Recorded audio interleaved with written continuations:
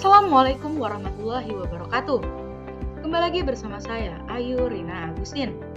Dalam video kali ini, saya akan membahas tentang alat input, output komputer, dan variasi perangkat komputer. Alat input adalah alat yang digunakan untuk menginput atau memasukkan data menggunakan perangkat input. Perangkat input antara lain yaitu keyboard, mouse, webcam, scanner, dan joystick. Alat input yang pertama adalah keyboard. Keyboard merupakan sebuah alat dalam komputer yang termasuk dalam perangkat keras untuk membantu manusia dalam memasukkan data. Isi dalam keyboard ini adalah tombol dari huruf, simbol, maupun angka yang memiliki fungsi berbeda sesuai dengan keinginan dari pengguna tersebut dalam pemakaiannya. Berbagai macam bentuk tombol dengan fungsi masing-masing yang didesain dengan khusus, dan seiring perkembangan penciptaan teknologi yang semakin meroket, yang awalnya keyboard terbagi menjadi dua yaitu USB dan PS2, maka saat ini keyboard tidak perlu menggunakan kabel yaitu memakai wireless. Walaupun demikian, zaman yang sering diketahui halayak umum ialah virtual keyboard yang dapat menggantungkan software tanpa memakai perangkat keras. Namun, kegunaan yang dimiliki tidak banyak dan masih kalah jauh dibandingkan keyboard asli. Yang kedua adalah macam-macam keyboard menurut segi tombolnya. Yang pertama ada keyboard QWERTY. Keyboard QWERTY dijadikan sebagai standar untuk mesin ketik komersial di era 1905 dengan penemuannya di tahun 1878. Penamaan QWERTY ini berasal dari keyboard urutan baris kedua dengan 6 huruf dari tombol alfanumerik sisi kiri. Yang kedua ada keyboard Dvorak. Penyusunan dalam keyboard tersebut tersusun rapi. Penemuan jenis keyboard ini di tahun 1932. Perancangan yang dibuat memberikan tangan sebelah kanan lebih besar bebannya dibandingkan tangan sebelah kiri. Dalam perancangan peletakan keyboard dibuat 70% dari penekanan home row, sehingga lebih mempermudah pengguna dalam pengetikan. Yang ketiga ada keyboard alfabetik. Penyusunan tombol keyboard tersebut disesuaikan dengan tatanan yang mirip dengan keyboard QWERTY dan Dvorak, namun dengan versi yang lebih rapi dengan tatanan huruf alfabet yang urut. Namun, keyboard ini sedikit mempersulit pengguna dan mengakibatkan pengetikan yang lambat sehingga jenis ini jarang digunakan. Yang keempat, keyboard Glockenspiel. Pembuatan keyboard ini membedakan dua segmen antara sisi kiri dan kanan. Seperti sudut 15 derajat, selisih pemindah ini dan didesain miring ke bawah. Jenis tersebut hasil dari penyempurnaan dari keyboard terdahulu yang sudah ada. Untuk mempermudah pengguna, tombol pada keyboard ini dirancang lebih dekat dengan meja sehingga mudah dijangkau. Yang kelima adalah keyboard Maltron. Rancangan keyboard ini memiliki bentuk yang unik dengan memberikan pertimbangan di saat jari mengetik dengan posisi cekung ke dalam. Pembuatan keyboard menamai Maltron dengan harapan membuat pengetikan menjadi lebih mudah. Beberapa orang mengklaim bahwa keyboard ini unik dengan bentuk melengkung sehingga meringankan pengguna ketika melakukan pengetikan, sehingga seluruh jari dapat difungsikan semua. Penggunaan pada keyboard ini diyakini tidak rentan rusak dikarenakan desainnya membuat posisi tangan nyaman. Yang keenam adalah Epic Bluetooth Virtual Keyboard. Keyboard tersebut adalah keluaran terbaru yang diharapkan setiap pengguna. Bentuknya seperti Epic Bluetooth Virtual. Pada daerah datar muncul laser seperti senter.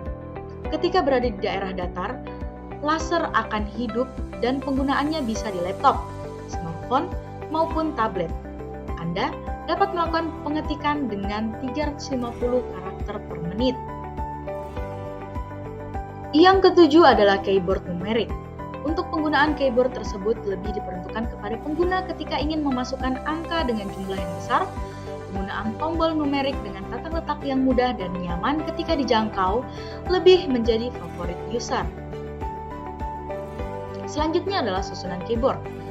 Ada huruf pada sebuah papan keyboard, sekian banyak tombol, serta lampu penunjuk yang mengartikan keyboard berperan sesuai tugasnya. Lapisan tombol tersebut meliputi Main Typing Keypad, Directional Keys Numeric atau Directional Keypad, function case, special case, modifier case, status light atau look case, dan Windows case.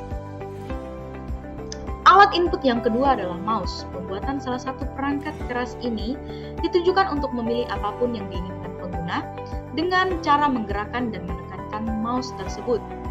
Selain itu, untuk mempermudah gerakan tersebut dapat juga dilakukan penggulungan atau scroll baik ke atas maupun ke bawah. Pemilihan tersebut bisa berupa file, simbol, atau teks yang akan diedit pengguna. Bentukan dari mouse ini divisualisasikan seperti tikus, di mana bagian depan lebih meruncing dan bagian belakang lebih melebar dan mengembung. Fungsi mouse adalah yang pertama mempermudah dalam eksekusi sebuah program, yang kedua pemilihan objek yang diinginkan, yang ketiga melakukan drag dan drop, yang keempat menerima berbagai informasi dengan bantuan hover mouse. Yang kelima adalah menggerakkan ke atas dan ke bawah dari mouse tersebut atau scrolling. Berikutnya adalah jenis-jenis mouse. Yang pertama, mechanical mouse. Mouse ini terdapat bola yang dapat digerakkan ke seluruh penjuru di bagian bawah. Kelemahan mouse ini yaitu dalam penggunaannya membutuhkan mousepad sebagai alas mouse karena untuk menggerakkan secara leluasa bola pada mouse. Yang kedua, optomechanical mouse. Tipe mouse ini mirip seperti mechanical mouse. Kelebihannya mouse ini memiliki sinar yang menerangkan letak koordinat pointer sehingga lebih akurat. Yang ketiga, optical mouse. Rancangan yang digunakan jenis mouse ini menggunakan sinar laser dan tidak menggunakan sistem mekanik. Laser ini berguna sebagai pendeteksi dalam arah gerak mouse. Bentuk ini lebih simpel dibandingkan jenis mouse lain, sehingga dalam penggunaannya tidak perlu memakai mousepad. Kecanggihan teknologi ini memberikan dampak pada kinerja di mana jauh lebih presisi daripada jenis mouse yang dijelaskan sebelumnya. Selanjutnya adalah jenis-jenis mouse menurut konektornya. Yang pertama ada bus mouse, yang kedua ada serial mouse, yang ketiga ada PS2 mouse, yang keempat ada USB mouse, dan yang terakhir ada wireless mouse. Alat input yang ketiga adalah webcam.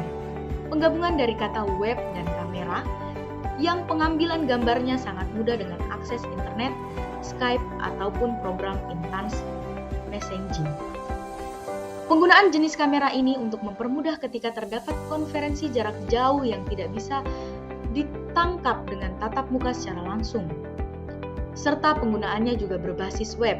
Adanya webcam ini juga mempermudah dalam pengambilan suara yang dapat dikendalikan oleh sebuah komputer. Pengambilan gambar video melalui webcam ini dapat segera diunggah saat internet terhubung komputer.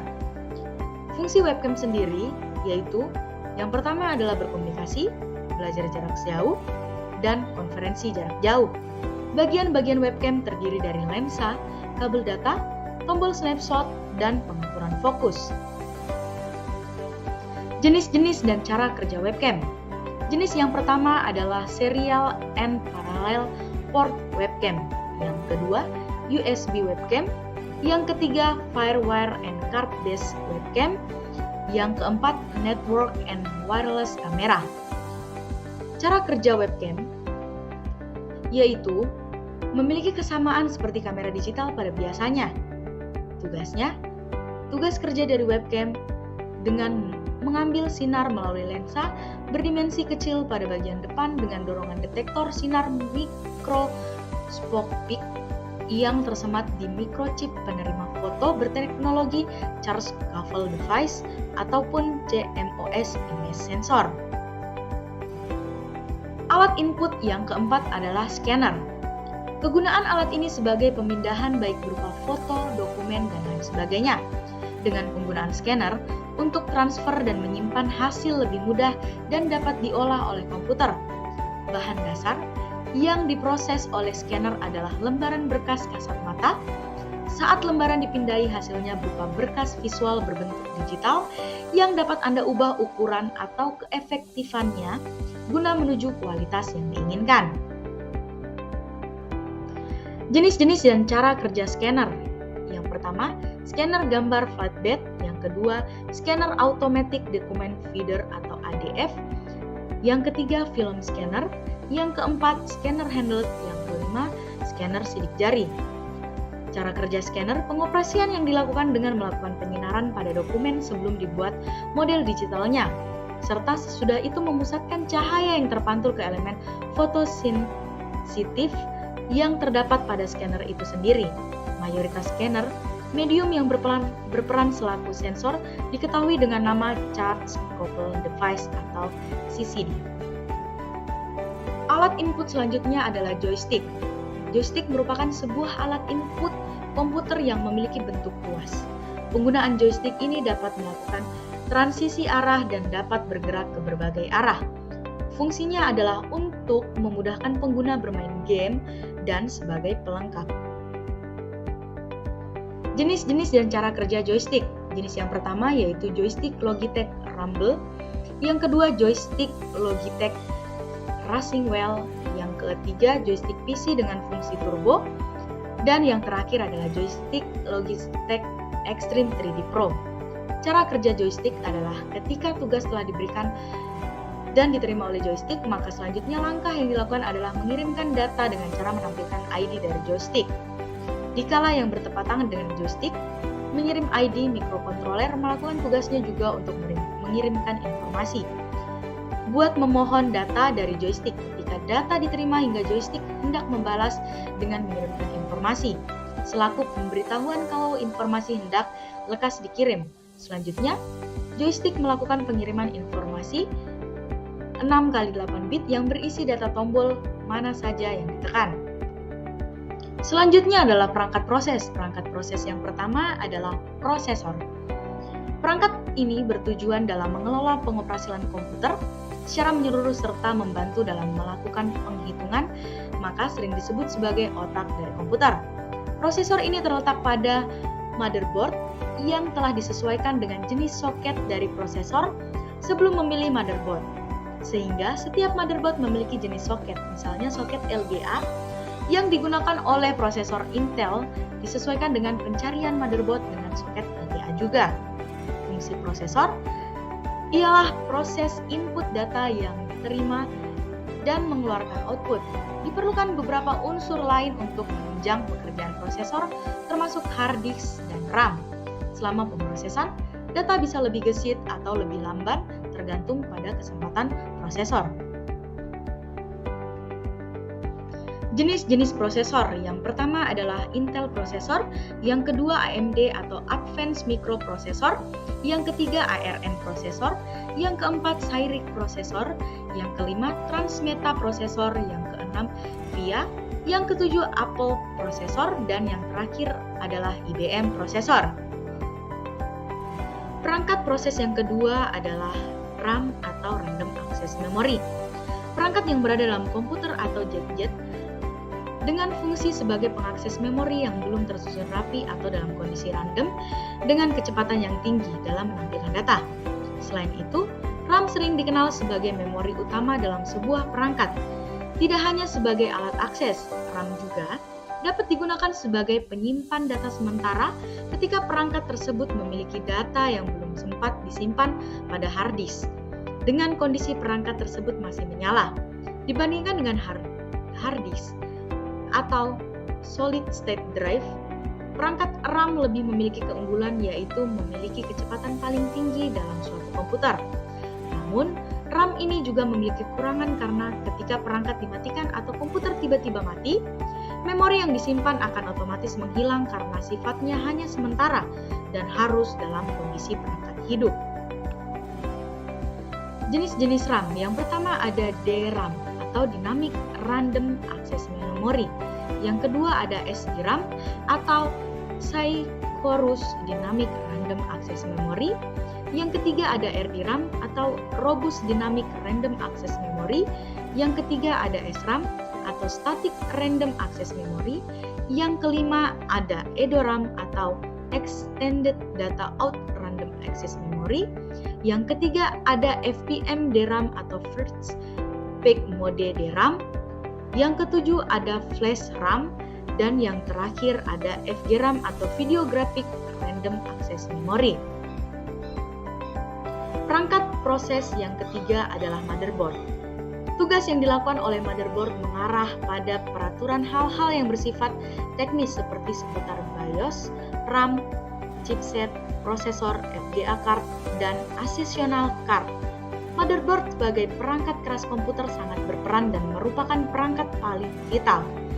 Motherboard mempunyai banyak fitur, tetapi sebagian besar berfungsi sebagai penghubung antar perangkat keras. Tugas motherboard adalah mempertemukan bahasa kode antar perangkat keras supaya bisa dijadikan operasional kerja fitur PC. Misalnya, mempunyai keahlian dalam mengkaitkan sebagian perangkat keras semacam prosesor, RAM, hard disk, printer, power supply, dan lainnya. Jenis-jenis motherboard yang pertama adalah motherboard AT Baby atau AT, yang kedua motherboard ATX, yang ketiga motherboard BTX, dan yang keempat motherboard ITX. Selanjutnya adalah output komputer. Yang pertama adalah monitor. Bagian dari perangkat keras yang mampu menunjukkan output data seperti video secara grafis yang ditampilkan dalam CPU dan selalu melekat dengan komputer. Monitor sering dikenal sebagai layar tampilan komputer. Ketika data yang kita pilih akan ditampilkan melalui layar monitor, maka dari itu tanpa adanya monitor sangat berpengaruh pada sulitnya penggunaan komputer. Maka dari itu, orang-orang menyebut monitor ini sebagai VDU atau Visual Display Unit. Jenis-jenis monitor yang pertama ada CRT atau Shadow Ray Tube. Yang kedua adalah monitor LCD atau Liquid Crystal Display. Yang ketiga adalah monitor LED atau Light Emitting Diode. Dan yang keempat adalah monitor plasma. Output komputer yang kedua adalah printer. Perangkat ini sebagai tambahan eksternal yang dapat dihubungkan dengan laptop dan komputer dan mencetaknya pada kertas setelah kabel terpasang dengan benar.